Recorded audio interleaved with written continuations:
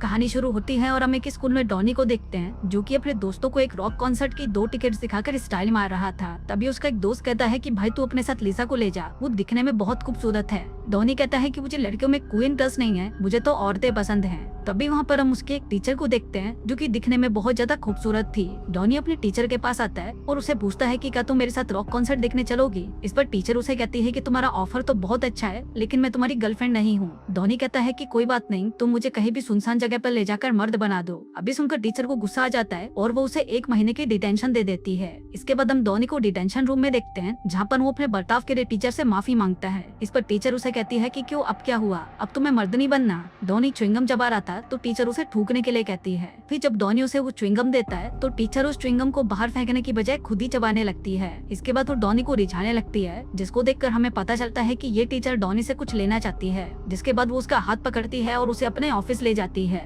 बाकी दोस्तों वहाँ पर क्या हुआ होगा ये सब आप लोग अच्छे से जानते हो। अब इसके बाद से टीचर को डॉनी के साथ मस्ती करने की आदत हो जाती है और वो दिन रात सिर्फ उसके साथ इंटीमेट होती रहती है। फिर एक दिन जब स्कूल का फंक्शन होता है तो वहाँ पर भी टीचर डॉनी के साथ इंटीमेट हो रही होती है जिसकी आवाज भी बैक स्टेज से सभी को सुनाई दे रही थी। तभी स्कूल का प्रिंसिपल पर्दा हटाने को कहता है और सभी देखते हैं कि वहाँ पर डॉनी अपने टीचर के साथ इंटीमेट हो रहा था। अब सभी को देखकर टीचर तो वहाँ से भाग जाती है लेकिन डॉनी एकदम मर्द बनकर स्टेज पर आता है और अपने दोनों हाथों को हवा में उठाता है जैसे उसने पता नहीं कितना बड़ा काम कर लिया हो। अब पूरा स्कूल उसके इस कारनामे को देखकर खुश होता है और सभी जोर जोर से उसका नाम चिल्लाने लगते हैं। फिर कुछ महीनों बाद टीचर और डॉनी को कोर्ट में पेश किया जाता है क्योंकि इन दोनों के बीच में जो कुछ भी हुआ था वो गलत था और इससे स्कूल की इमेज भी खराब होती जा रही थी। फिर जज सजा सुनाने के लिए टीचर को खड़ा होने के लिए कहती है लेकिन हम देखते हैं कि टीचर सही से खड़ी नहीं हो पा रही थी क्योंकि अब वो प्रेग्नेंट हो चुकी थी। फिर जज टीचर से कहती है कि तुमने जो कुछ भी किया उसका तुम्हें कोई पछतावा नहीं और तुमने अपने स्टेटमेंट में लिखा है कि मैं डॉनी के साथ ये सब बार बार करना चाहती हूँ क्योंकि सिर्फ वही अकेला मर्द है जो मुझे चरम सुख की प्राप्ति दे सकता है। अब जज टीचर को 30 साल की सजा सुना देती है और कहती है कि जब इसका बच्चा होगा तो उसकी कस्टडी डॉनी को दी जाएगी। इसके बाद से ये खबर पूरे शहर में फैल जाती है और देखते ही देखते डॉनी बहुत ज्यादा फेमस हो जाता है, एक ऐसा बच्चा जिसने अपनी टीचर को प्रेग्नेंट कर दिया। अब हर टीवी चैनल पर उसका इंटरव्यू लिया जाता है जिससे उसे खूब पैसे मिलते हैं। लेकिन डॉनी एक लापरवाह और बकलोल इंसान था और वो उसे मिले हुए पैसों को अय्याशी और लड़कियों में उड़ा देता है और इसी की वजह से उसका बेटा भी अब उसे छोड़कर जा चुका है। फिर कुछ सालों बाद हम डॉनी को देखते हैं जो कि अपने एक वकील दोस्त के पास जाता है जहाँ पर उसका दोस्त उसे कहता है कि तुमने 94 के बाद से अभी तक अपना टैक्स नहीं भरा,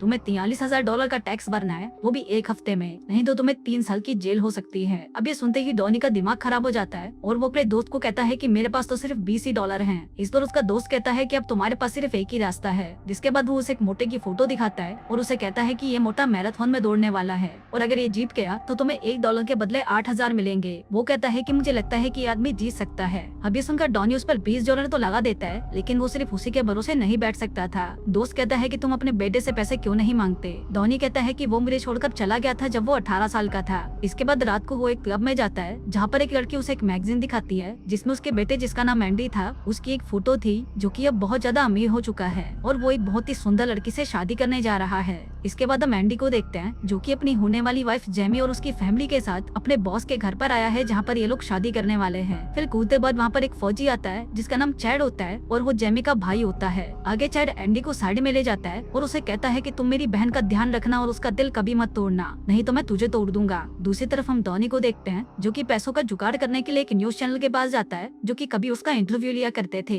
तभी वहाँ पर उसका एक दोस्त जॉन आता है। डॉनी जॉन से पैसे उधार मांगता है लेकिन जॉन उससे गुस्सा था क्योंकि डॉनी ने उसकी माँ के साथ गलत काम किया था। डॉनी जॉन से कहता है कि भाई मुझे पता नहीं था कि वो तेरी मॉम है, अगर मुझे पता होता तो मैं उसके साथ ज्यादा इंटीमेट होता। अभी बस उनका जॉन को गुस्सा आ जाता है और वो दोनों आपस में झगड़ने लगते हैं। तभी वहाँ पर उस चैनल का बॉस आता है जो डॉनी को अपने रूम में ले जाता है और उसे कहता है कि अब तुम्हारी कहानी में लोगों को कोई इंटरेस्ट नहीं और अगर तुम्हें पैसे चाहिए तो तुम्हें अपने बेटे को उसकी माँ से मिलवाने जेल में ले जाना होगा, वो भी हम लोगों के कैमरे के सामने, जिसके बदले हम तुम्हें $50,000 देंगे। अभी सुनकर वो अपने बेटे का पता निकालकर सीधा उसके बॉस के घर पहुंच जाता है जिसको देखते ही उसका बेटा घबरा जाता है और सभी को बताता है कि ये मेरा दोस्त है। दरअसल एंडी ने सभी को बता रखा था कि उसका बाप मर चुका है ताकि किसी को ये पता ना चले कि वो एक हफ्सी पीछा की नाजायज औलाद है। अब सभी लोगों को डॉनी इतना पसंद आ जाता है कि वो उसे शादी तक वहीं रुकने को कहते हैं। इसके बाद एंडी डॉनी को उसका रूम दिखाता है और कहता है कि अब तुम्हें पता चल गया कि मेरे पास पैसे हैं तो तुम यहाँ पर पैसे मांगने आ गए। अभी सुनकर डॉनी गुस्सा हो जाता है और अपने बेटे को डांटने लगता है। इसके बाद वो एंडी से कहता है कि तुम जेल जाकर जाकर अपनी माँ से मिलाओ, वो तुम्हें बहुत याद कर रही है।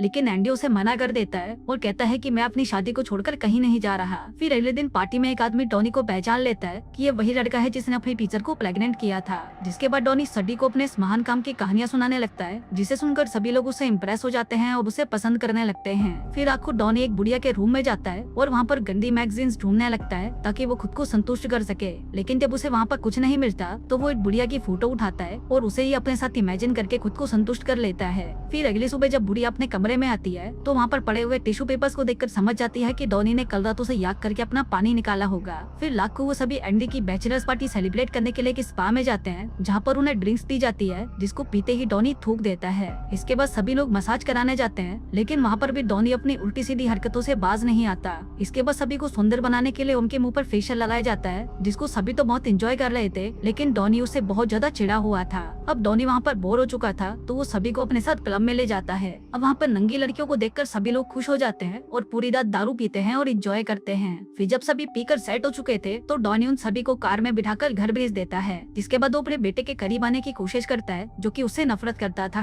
वो दोनों साथ में बहुत एंजॉय करते हैं और साथ ही साथ डॉनी उसे साइकिल चलाना भी सिखाता है, जो वो उसे बचपन में नहीं सिखा पाया। अब धीरे धीरे उन दोनों के बीच में सब कुछ ठीक होने लगता है और वो दोनों गले भी मिलते हैं। फिर घर आने के बाद डॉनी फिर से बुढ़िया के रूम में चला जाता है और उसकी फोटो को देखकर खुद को संतुष्ट करने की तैयारी करने लगता है। लेकिन तभी वहाँ पर वो बुढ़िया भी आ जाती है और कहती है कि चलो साथ में करते हैं। जिसके बाद वो दोनों वहाँ पर पूरी रात इंटीमेट हो जाते हैं। दूसरी तरफ हम मैंडी को देखते हैं, जो कि अपने रूम में पहुंचता है और वहाँ पर वो एक पुतले को देखता है जिसने उसकी वाइफ की वेडिंग ड्रेस टंगी थी। एंडी को लगता है कि शायद ये उसकी वाइफ है, तो वो उसके साथ वहीं पर इंटीमेट हो जाता है। फिर अगली सुबह जब जेमी की चिल्लाने की आवाज आती है तब एंडी को पता चलता है कि कल रात नशे में उसने उसकी वेडिंग ड्रेस खराब कर दी। फिर कुछ देर बाद डॉनी को एंडी का कॉल आता है, जो उसे बताता है कि वो अपनी मॉम से मिलने जेल जा रहा है। अभी सुनकर डॉनी घबरा जाता है और जल्दी से कार निकालकर एंडी के पीछे भागता है। फिर जेल पहुंचकर वो उसे कहता है कि हमें यहाँ से जाना होगा, तुम्हारी शादी होने वाली है और तुम यहाँ पर शादी के बाद में ही आना। तभी वहाँ पर वो टीचर भी आ जाती है, जो कि बूढ़ी हो चुकी थी, लेकिन लोगों को सेड्यूस करने में वो अभी भी एक्सपर्ट थी।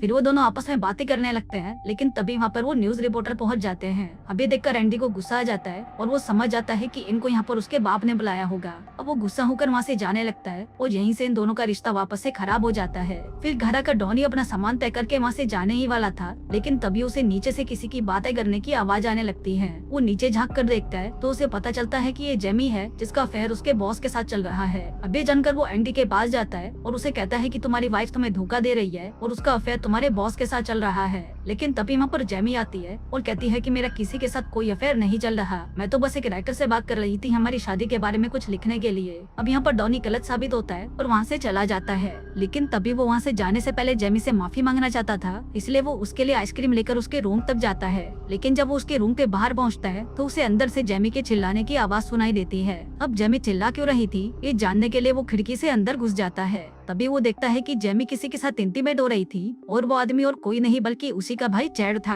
अब ये देखकर डॉनी शॉक्ड हो जाता है और इसी मौके का फायदा उठाकर वो उनकी फोटो क्लिक कर लेता है। लेकिन जेमी उसका ये सच छुपाने के लिए डॉनी को $50,000 का चेक देती है, जिसको लेकर डॉनी शांति से अपने घर वापस आ जाता है। लेकिन अब उसका मन मान नहीं रहा था, क्योंकि उसके बेटे के साथ गलत हो रहा था। इसलिए वो भागकर अपने बेटे की शादी में पहुंच जाता है और अपने बेटे से कहता है कि तुम्हारी होने वाली वाइफ ने मुझे अपना मुंह बंद करने के लिए $50,000 दिए थे, लेकिन अब मुझे ये पैसे नहीं चाहिए। जिसके बाद वो जेमी से कहता है कि तुम ही सबको सच बता दो, नहीं तो मैं बता दूंगा। तभी जेमी एंडी के कान में कहती है कि मैं अपने भाई के साथ इंटीमेट होती हूँ। अभी सुनकर एंडी घबरा जाता है और जोर से चिल्लाते हुए कहता है कि तुम अपने भाई के साथ सोती हो, जिसको सुनकर सभी लोग शॉक्ड हो जाते हैं। अभी सब जानकर एंडी शादी कैंसिल कर देता है और अपने बाप के साथ चला जाता है। जिसके बाद सभी क्लब में जाते हैं और वहाँ पर उन्हें पता चलता है कि जिस मोटे आदमी पर डॉनी ने $20 लगाए थे वो जीत गया था, जिसका मतलब अब उसे 20 के बदले 1,60,000 मिलेंगे। अब ये देखकर सभी लोग बहुत खुश होते हैं और दोस्तों इसी के साथ ही ये कहानी यहीं खत्म हो जाती है।